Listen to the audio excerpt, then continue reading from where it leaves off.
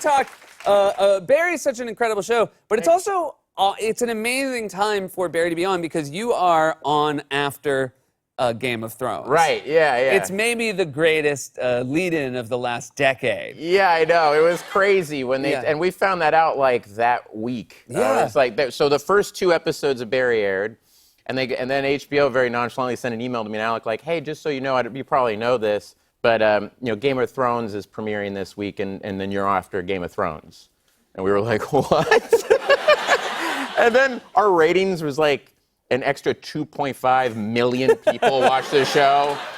And then Alec and I were like, I think most people tune in second season, episode 3. I don't think it's the dragons at all. No. Just finally word of mouth caught up. Word of mouth, he worked at Seinfeld. He's like, it happened on Seinfeld. Like, season 2, episode 3 is when everyone, 2.5 million people. It is amazing to think that there is a large group of people that just came in, but like on the 13th episode of Barry, and are like, what? Oh my gosh, are you kidding? And I've had those people come up to me like, I just started watching your show because the Dragon Show.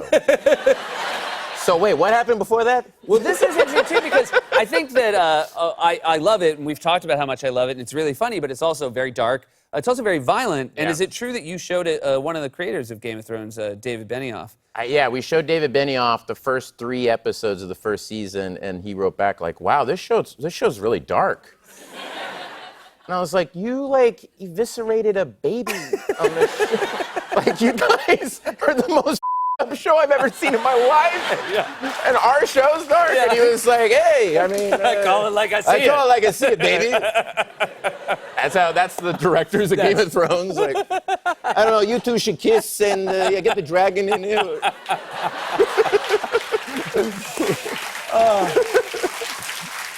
I do want to talk because the clip we showed was, I think, it was at the 5th episode this season? 5th episode of which the is season. really an outstanding half-hour television. That girl is an 11-year-old actress who's outstanding. Yeah, her name is Jessie, and she her parents are stunt performers, and her so Wade Allen, my stunt coordinator during season 1, was like, hey man, there's this, I just want you to know, I just worked with this little girl and she can do martial arts and all this stuff. And he showed me like a reel of hers on his phone, like it was video of her like running across a house and jumping onto a car. And I was like, why do you have this on your phone?